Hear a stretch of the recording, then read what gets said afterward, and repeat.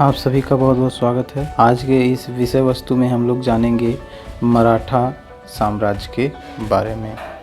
आज का हमारा टॉपिक है मराठा साम्राज्य। मराठा साम्राज्य के संस्थापक शिवाजी का जन्म 19 फरवरी 1630 को शिवनेर के दुर्ग में हुआ था। तो ये चीज़ ध्यान रखिएगा कि मराठा साम्राज्य के संस्थापक कौन थे? शिवाजी। शिवाजी के पिता का नाम शाहजी भोसले था तथा माता का नाम जीजाबाई था। देखिए, यह भी बहुत ही महत्वपूर्ण लाइन है, अक्सर प्रतियोगी परीक्षाओं में पूछा जाता है। शिवाजी का विवाह सईबाई निम्बालकर से 1640 ईस्वी में हुआ। शिवाजी के राजनीतिक गुरु दादाजी कोंडदेव थे एवं आध्यात्मिक गुरु रामदास थे। तो शिवाजी के आध्यात्मिक गुरु रामदास जी के बारे में आता है कि कौन थे, तो आप लिखिएगा रामदास जी थे। शिवाजी ने सबसे पहले 16 वर्ष की आयु में बीजापुर रियासत के तोड़ किले पर अधिकार कर लिया। तो यह भी बहुत ही 16 वर्ष की आयु में कहाँ पर अधिकार किया, किस पे अधिकार किया, तो बता दीजिए। बीजापुर रियासत के तोड़ किले पर अधिकार किया।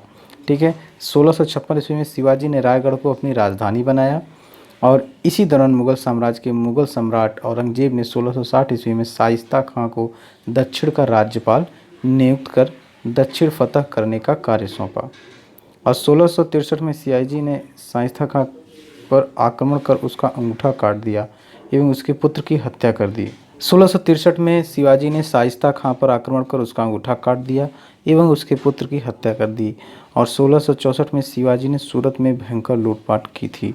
इससे परेशान होकर औरंगजेब ने 1665 ईस्वी में राजा जय सिंह को दक्षिण की बागडोर सौंपी।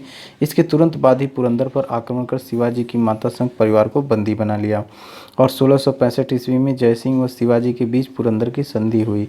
तो यह भी आता है कि जय सिंह और शिवाजी के बीच कौन सी संधि हुई थी, तो पुरंदर की संधि हुई थी। कौन सी संधि हुई थी? पुरंदर की संधि हुई थी। इसके तहत शिवाजी ने अपने अधीन 23 किले मुगलों को देकर मात्र 12 किले अपने अधिकार में रखे। इसी संधि के तहत शिवाजी के पुत्र संभाजी को मुगल दरबार में नियुक्त कर दिया गया और जय सिंह के विश्वास पर 1666 ईस्वी में शिवाजी आगरा पहुंचे। वहां पर शिवाजी को औरंगजेब ने कैद कर लिया। यहाँ से शिवाजी इसी वर्ष अगस्त 1666 ईस्वी में भाग निकले। 5 जून 1674 ईस्वी में शिवाजी ने रायगढ़ में बनारस के प्रसिद्ध विद्वान श्री गंगा भट्ट द्वारा अपना राज्याभिषेक करवाया तथा छत्रपति की पदवी धारण की। तो शिवाजी को छत्रपति की पदवी किसने धारण करवाई थी या उनका बनारस में राज्याभिषेक किसने किया था? तो श्री गंगा भट्ट ने। यह भी बहुत ही महत्वपूर्ण लाइन है, इसको आप लोग ज़रूर याद कर लें। और 3 अप्रैल 1680 ईस्वी में शिवाजी की मृत्यु हो गई तथा वह मात्र 50 वर्ष के थे। शिवाजी की मृत्यु कब हुई? 3 अप्रैल 1680 ईस्वी में शिवाजी की मृत्यु हो गई थी। शिवाजी के द्वारा लगाए गए कर, पहला है चौथ और दूसरा है सूरज देशमुखी। चौथ मतलब चौथा हिस्सा होता था जो कि पड़ोसी राज्यों से लिया जाता था और सूरज देशमुखी महाराष्ट्र के लोग दिया करते थे क्योंकि महाराष्ट्र के पुश्तैनी सरदेशमुखी थे। शिवाजी के अष्टप्रधान। शिवाजी के मंत्रिमंडल को अष्टप्रधान कहा जाता था जिनका विवरण निम्नवत है। पहला पेशवा जो प्रधानमंत्री हुआ करता था, सरे नौबत सेनापति, अमात्य राज्य मंत्री, वाक्यन्वीस सूचना मंत्री, गुप्तचर विभाग, चिटनीस चिट्ठी डाक विभाग का कार्यालय, सुमंत विदेश मंत्री, पंडित राव धार्मिक मंत्री और न्यायाधीश न्यायालय से संबंधित। संभाजी। शिवाजी की मृत्यु के बाद उनके पुत्र संभाजी छत्रपति के सिंहासन पर बैठे। संभाजी ने उज्जैन के हिंदी और संस्कृत के विद्वान कवि कलश को अपना सलाहकार बनाया और 1689 ईस्वी में संभाजी और कवि कलश को मुगलों ने गिरफ्तार कर लिया और औरंगजेब ने इसकी हत्या करवाने से पहले इनकी आंखें निकलवा कर जुबान कटवा दी थी। मुगलों द्वारा संभाजी के पुत्र साहू जी को भी गिरफ्तार कर कैद कर लिया गया और 1707 ईस्वी में औरंगजेब की मृत्यु के बाद साहू जी को रिहा कर दिया गया था। राजा राम 1689 से 1700। 1689 ईस्वी में संभाजी की मृत्यु के बाद उनके भाई राजा राम का एक नए छत्रपति के रूप में राज्याभिषेक हुआ। राजा राम ने अपनी राजधानी सतारा को बनाया और राजा राम को पत्नी राजसबाई से संभाजी 2 और पत्नी ताराबाई से शिवाजी 2 पुत्र हुए।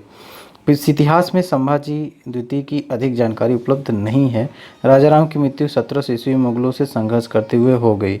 शिवाजी द्वितीय। राजा राम की मृत्यु के बाद उनकी विधवा पत्नी ताराबाई ने अपने 4 वर्षीय पुत्र शिवाजी द्वितीय का राज्याभिषेक करवा दिया और उसके संरक्षक के रूप में 1700-1707 ईस्वी तक राज्य संभाला।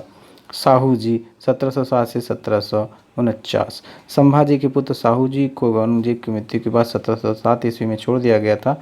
साहू जी ने वापस आकर राजा राम की पत्नी ताराबाई से अपना अधिकार मांगा, परंतु उसके इनकार कर देने के बाद साहू जी ने बालाजी विश्वनाथ की मदद से खेड़ा का युद्ध लड़ा और ताराबाई को पराजित किया।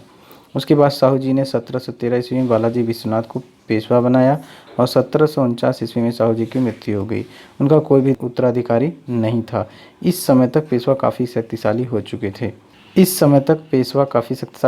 थे।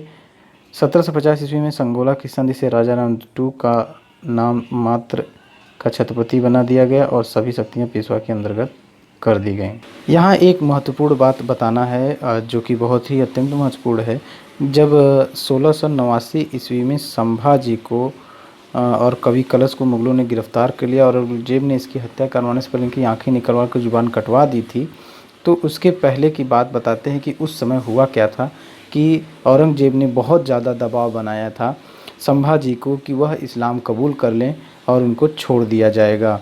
लेकिन संभाजी ने औरंगजेब से कहा था कि यदि आप अपनी पुत्री को मेरे साथ सोने के लिए भी दे दें तो भी मैं जो है ऐसा हरगिज़ नहीं करूँगा। इसके बाद औरंगजेब ने इनकी आंखें और निकलवा दी थी और जुबान कटवा दी थी।